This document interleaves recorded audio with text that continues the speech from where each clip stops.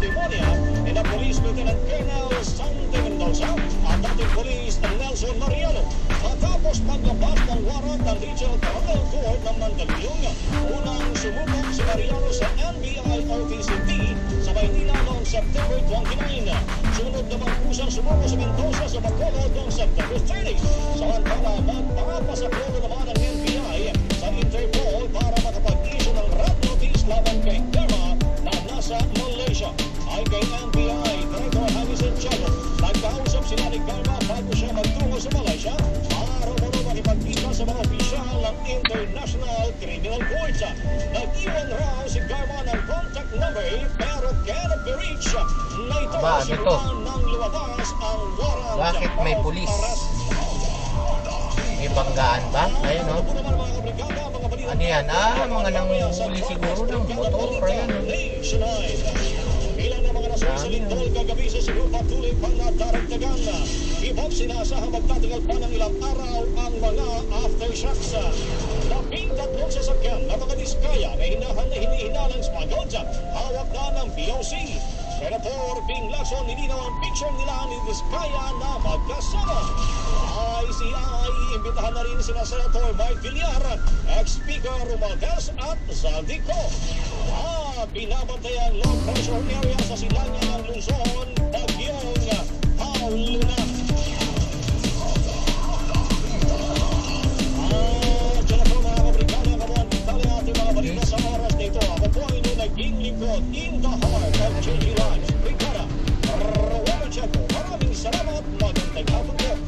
Ito lahat. Tuloy ang pasada ng mga balita. Sanda ng mga balita. Dito sa Ronda.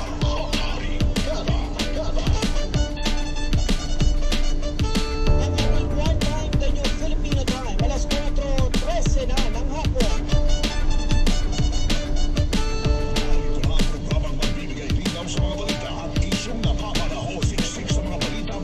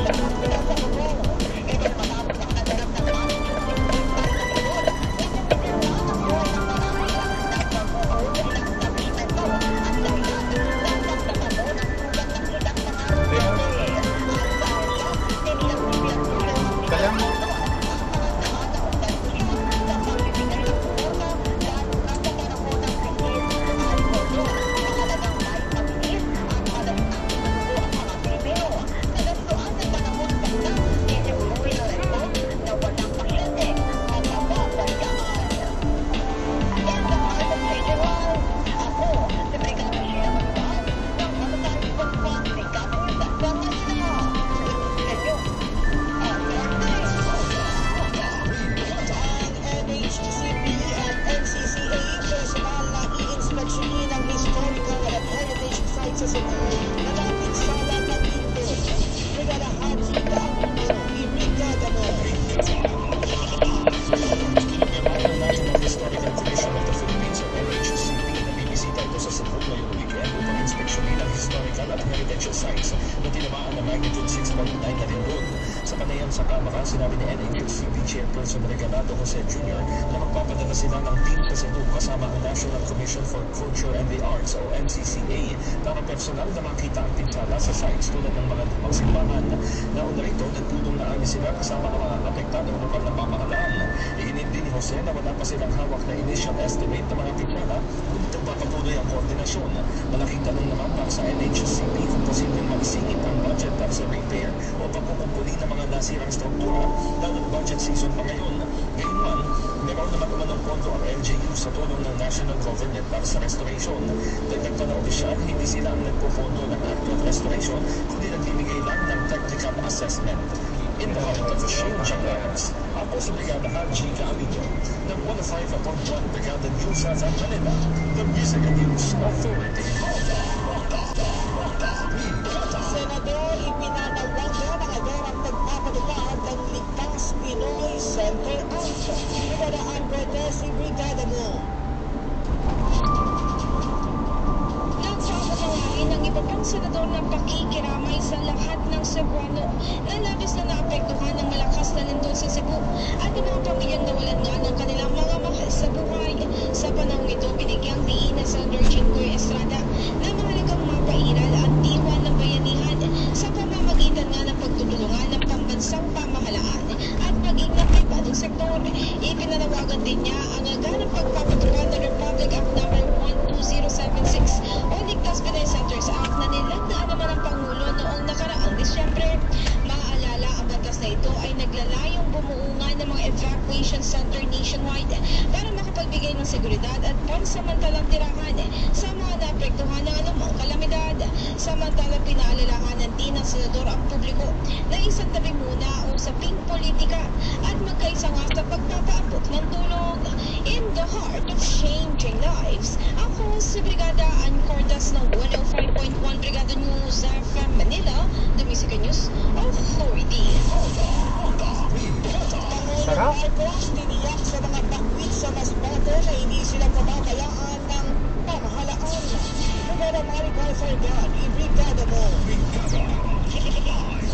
Tiniyak ni Pangulong Ferdinand Marcos Jr. na patuloy ang suporta ng pamahalaan sa mga pamilyang naapektuhan ng bagyong Opong sa Masbate at iba pang lugar na tinamaan ng kalamidad. Ayon sa Pangulo, hindi aalis sa mga ahensya ng gobyerno hanggat hindi nakakabangon ang mga komunidad na nasa lanta. Mananatili din ang bukas ang lahat ng ahensya para tugunan ang anumang dagdag na pangangailangan ng mga residente. Kasabay ng pamamahagi ng ayuda kaninang umaga, siniguro ng Pangulo na hindi agad matatapos ang tulong kahit makaalis na sa evacuation centers sa mga residente. Samantala, kabilang sa mga ibinigay na ayuda, ang family food packs, malinis na tubig mula sa mga nakadeploy na water purification trucks at hot meals sa pamamagitan ng food trucks ng DSWD. Nagkaloob din ng tig 10,000 pisong cash assistance sa mga pamilya upang matugunan ang Bobo to. kanilang partikular na pangangailangan tulad ng gamot at pagkain para sa mga bata. Dagdag pa rito na mahagi rin ang pamahalaan ng mga Starlink units upang matiyak ang komunikasyon at internet access sa mga lugar na apektado ng pagkasira ng linya ng kuryente. In the heart of changing lives, ako si Brigada Maricar Sargan ng 105.1 Brigada News FM Manila, the Music and News Authority.